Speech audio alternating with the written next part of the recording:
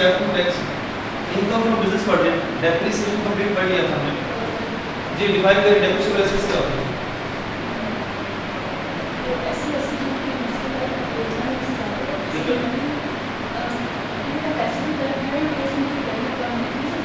ठीक है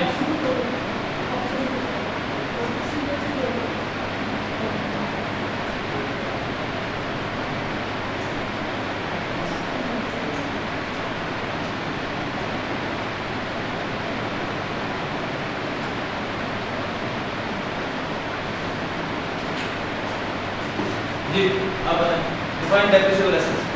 इसमें वो ऐसे जो जिस यूज़ मिलता है पड़ी तो ज़्यादा जो अपनी वे यूज़ करे और जो मतलब इनकम प्रॉब्लम जैसे कि यूज़ हो गया हो जाता है। सॉरी लास्ट का बोला आपने? इनकम प्रॉब्लम इसमें ये इनकम मेरा हो जाता है। इनकम फ्रॉम बिजनेस के लिए यूज़ हो गया यूज करेंगे, यही बात है। छोड़ लिया इसमें, यही बात है। आप बताएं, सुनना जरा ऊंचा बोलें। ठीक है, पार्टली और होली यूज हो इवेंचुअली इनकम अभी भी कंप्लीट नहीं हुआ।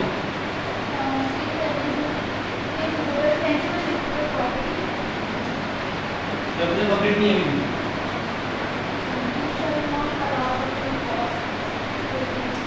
सॉरी आप कैसे लिखते हैं इसको?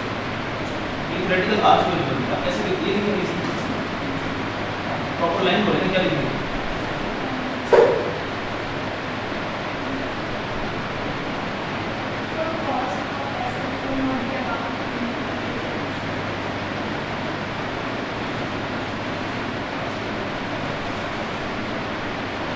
But does not include those assets for which full cost is allowed as reduction in the year of purchase। चलिए फोका और स्ट्रक्चरल इम्प्रूवमेंट होता है क्या होता है? इसी 6 बात बताएं।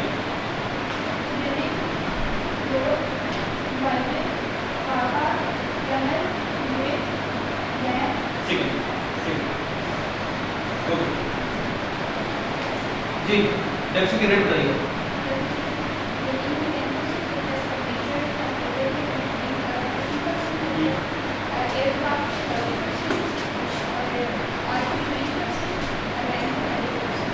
कंप्यूटर्स में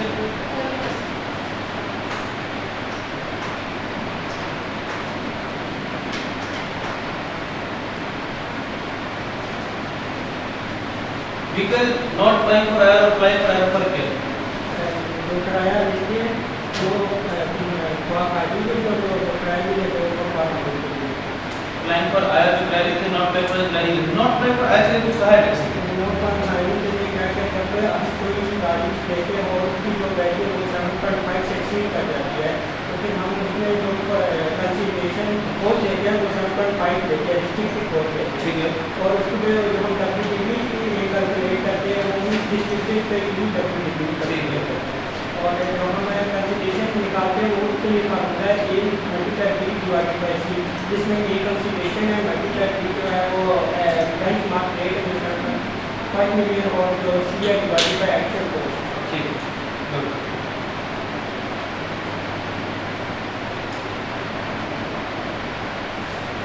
लेसर और लेसी क्या केस है? अगर तो कोई बैंकिंग है या फिर कोई फाइनेंशियल इंस्टीट्यूशन ऐसा कोई ऐसे ईच गेट स्लोट करने के लिए या फिर जो फॉर एग्जाम्पल डॉलर की कंपनी है जो डेप्रिसिएशन में कोई चार्ज करेगा वो बैंक चार्ज करेगा। बैंक चार्ज करेगा सिर्फ डेप्रिसिएशन का कुछ और ईश्वर नाम से। तो इसके अलावा 30 का पॉइंट डी था इनको प्रॉपर्टी का से बिल्डिंग का से वो क्या था? तो इस वाले से कहा कि अगर तो बिल्डिंग पे गए आपने महंगी महंगी एसेट खरीदी आपकी कंपनी इस महंगी बेचने से मुराद क्या होता है? कॉस्ट से अपने को एग्जाम्पल एक भी नहीं आपने बेची जाएगी। जुस्टिफिकेशन बोलिए। कंसिडरेशन जो है अपने मिलियन ही होगी इसकी, लेकिन जब आप इसकी डब्ल्यूडीबी कैलकुलेट करे होगे ना तो उसमें जो आपकी कॉस्ट है कंसिडरेशन की इक्वल ही होगी। ठीक है लेकिन जब आप इसको रेट निकाल रहे होगे ना तो उसमें कॉस्ट माइनस कैरिंग करेंगे, इसमें आप एक्चुअल कॉस्ट को कैरिंग करेंगे। ठीक तो मैं एक्सपोर्ट के हवाले से बात की थी, जैसे तो एक्सपोर्ट कर देना पॉइंट 14 तो क्या था? एक्सपोर्ट में ये होता है कि उसको हम डिस्पोजल की इक्वल कंसिडर करते हैं, कोई हमने एक्सपोर्ट कर दिया, उसमें ये होता है कि जो हमें कंसिडरेशन रिसीव हो रही होती है उसको हम डिस्क्रीट करते हैं कॉस्ट ऑफ एसेट के बराबर। ठीक है, आगे और उसकी डेप्रिसिएशन उसके बाद उसकी जो भी कैरी वैल्यू थी उसको माइनस करके गेन या लॉस कैलकुलेट करते हैं। यानी कि एक ही बात है, अगर एक्सपोर्ट किया है कोई आपने एसेट को डिस्पोजल है तो उसको इसमें कंसीडरेशन एक्चुअली नहीं लेगी, बल्कि कंसीडरेशन को रिस्ट्रिक्ट कर देना किस तक, कॉस्ट तक रिस्ट्रिक्ट। कंसीडरेशन के आगे अमाउंट किसकी लिखेंगे हम, कॉस्ट की लिखेंगे, जो भी कॉस्ट की अमाउंट होगी तो टैक्स लिमिट नॉर्मल इंस्टीट्यूट में दी होगी जी। इनिशियल परसेंटेज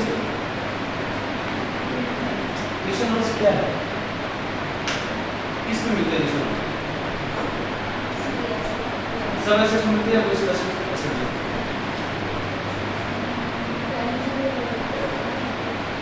चलो ठीक है, हाँ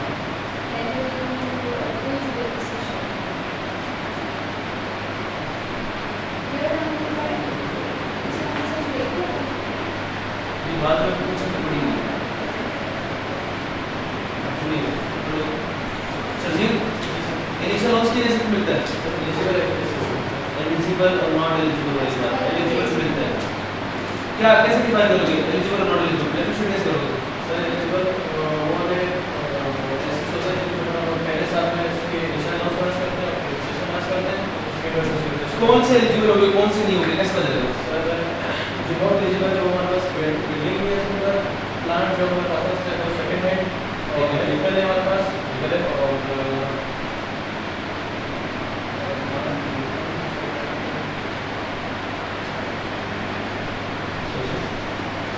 प्लांट व्हीकल और सेकंड हैंड प्लांट परचेज को, second hand plant purchase Pakistan, building है, व्हीकल है एंड अभी याद आ जाएगा सात वाला क्या छोड़ दिया इसमें, नॉट एलिजिबल के चार एसेट्स थे, नॉट एलिजिबल के क्या थे चार, सर बिल्डिंग है plant second plant purchase from Pakistan और व्हीकल है और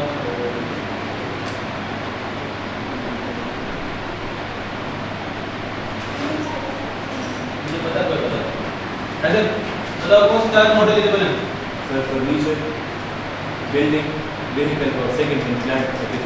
फर्नीचर फैक्ट्री नहीं, फर्नीचर ऐसे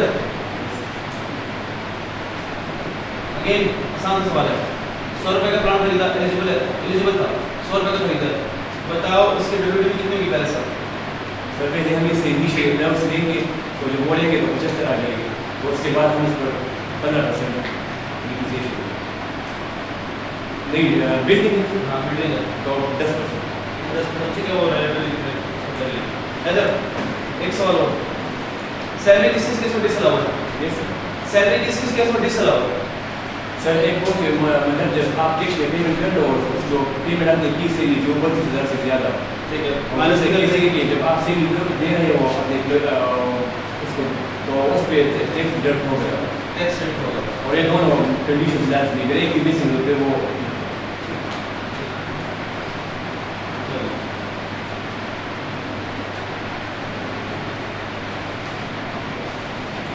जब से कभी कर ली था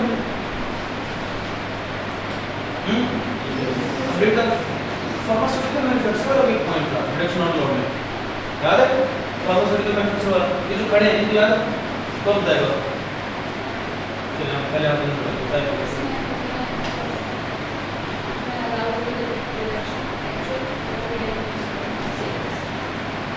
लेकिन एक स्पेसिफिक खर्चा है, कौन सा खर्चा है, इसके अलावा एक क्रिटिकल नॉन क्रिटिकल अमाउंट की बात की गई थी, एक लेजर का देखना है टोटल फिर उसका इंडिविजुअल देखना है, ये कौन सा है, अब बात करें बताइए। हम सबसे पहले क्या करेंगे अगर वो 250 मिलियन से ज़्यादा हो मिलियन 250 हाँ 250 लाख थाउजेंड 250,000 तो वो रिडक्शन नॉट अलाउड नहीं ऐसा नहीं, टोटल अगर 250,000 से एक्सीड कर रहा है फिर क्या करेंगे, तो फिर हम उसका इंडिविजुअल देंगे और इंडिविजुअल में क्या देखेंगे, वो हम 25,000 करेंगे उससे अगर एक्सीड कर रहा है तो फिर डिडक्शन नॉट अलाउड, ठीक है, और अगर टोटल 250 से कम है लेकिन इंडिविजुअल 20 से ज़्यादा है तो फिर डिडक्शन नॉट अलाउड, कर सकते हैं रिडक्शन नहीं कर सकते, फिर क्रिटिकल है कि नहीं, फिर नहीं कर सकते। मेरी बात सुनो ध्यान से, टोटल 2,04,000 से एक्सीड नहीं कर रहा लेकिन इंडिविजुअल 25,000 से एक्सीड कर रहा है, क्या ये क्रिटिकल है कि नहीं, नहीं करेंगे। नहीं है, कोर्स सवाल था फंड्स के हवाले से, provident fund, gratuity fund, super elevation fund, इसके हवाले से कि तो खर्चा माइनस में कम नहीं होगा। जी आप तो जब रिकग्नाइज फंड होगा और उसमें हमने टैक्स रिटर्न प्लेस कर लिया तो वो अलाउड डिडक्शन होगा और नॉट रिकग्नाइज तो नॉट अनरिकग्नाइज्ड होगा तो माइनस में बैठ।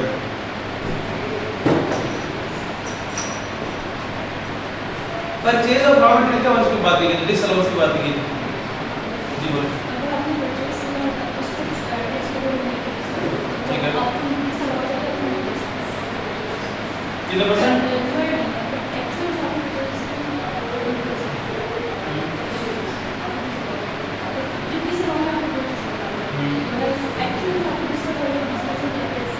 एक्चुअल का 20% या फिर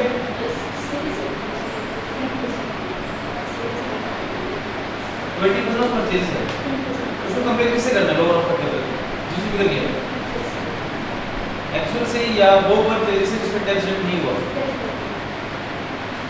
कितना माइनस बैठ ओपन कर सर। जी initial allowance section 23। Initial allowance से पहले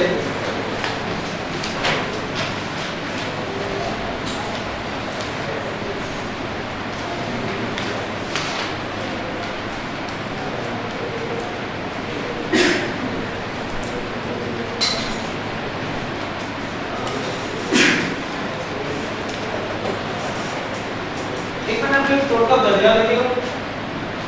हम पेपर में हमेशा सवाल कहां से शुरू करेंगे?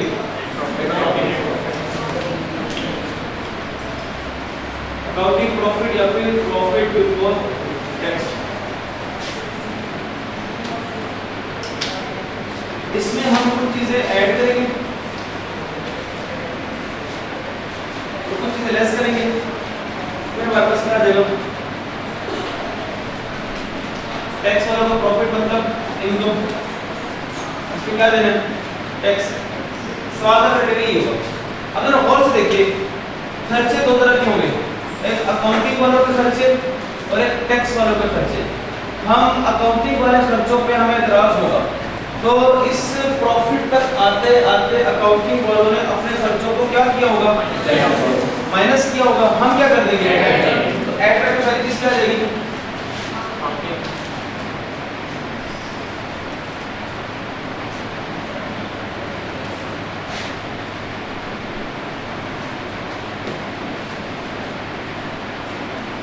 अकाउंटिंग वाले खर्चे। और टैक्स वाले खर्चों क्या करेंगे? माइनस कर देंगे।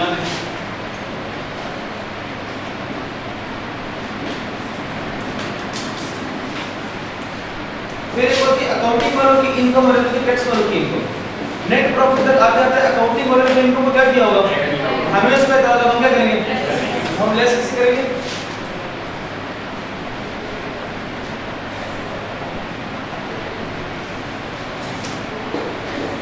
अकाउंटिंग की इनकम। टैक्स वाले अपनी इनकम क्या करेंगे? यहाँ ऐड कर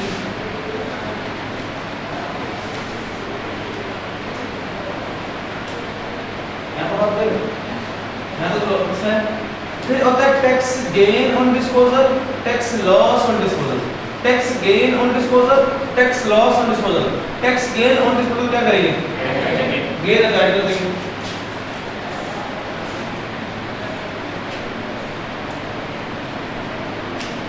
और टैक्स लॉस ऑन डिस्पोजल को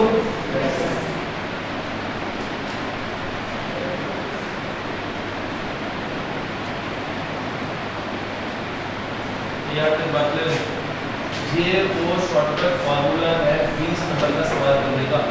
हम सेल से स्टार्ट नहीं लेंगे, हम अकाउंटिंग वालों की प्रॉफिट से स्टार्ट लेंगे। अकाउंटिंग वालों ने प्रॉफिट कैलकुलेट करते करते खर्चे माइनस किए होंगे, हम ऐड कर देंगे। उन्होंने इनकम को ऐड किया होगा, हम माइनस कर देंगे। फिर अपने टैक्स वाले खर्चों को माइनस, टैक्स वालों की इनकम को ऐड। सिंपल सी बात है। इस पैटर्न को सामने रखते हुए आपने क्या करना है? कोई भी जो आपका सवाल होगा उसको हमें सॉल्व करना है। मतलब फिर हमारे initial notes initial of heading देखिए, initial allowance section 23। In this section eligible, अब यहां जाके मैं एक्सप्लेन कर रहा हूं, हमें वैसे पता है एलिजिबल डेप्रिशिएबल एसेट्स कौन सी हैं अदर देन दोस फॉर, बाकी सारे एलिजिबल हैं। लेट्स से कंप्यूटर एलिजिबल है और कौन सा eligible? New plant purchase from Pakistan, new plant purchase from Pakistan. बात देखिए कहता है इन this section eligible depreciable asset, इसकी तीन एग्जांपल देखिए आपके सिलेबस में मोस्टली आती है। Computer, new plant Pakistan, computer, new plant Pakistan, new plant Pakistan, Pakistan, new plant Pakistan मतलब क्या है? पाकिस्तान में क्या है? फिर लिखिए new slash old, new slash old plant import, new slash old plant import, इसका मतलब क्या है? प्लांट है, नया है, पुराना है, लेकिन बाहर से हुआ है, एलिजिबल। ये मोस्ट आपके इसके अलावा उस तरह के ज्यादातर टेस्ट हो चुके हैं ये वाले। जरा पढ़ें। अब वो कह रहे हैं एलिजिबल टू किसे कहते हैं? A B C D. ए देखें, रोड ट्रांसपोर्ट व्हीकल, रोड यानी गाड़ी की बात कर रहे हैं। Road transport however vehicle applying for hire is an, अच्छा ये जो A B C D E है ये एलिजिबल है, अदर देन एलिजिबल है? In this case eligible depreciable asset means depreciable asset other than this, यानी ये जो A B C D E है ये कौन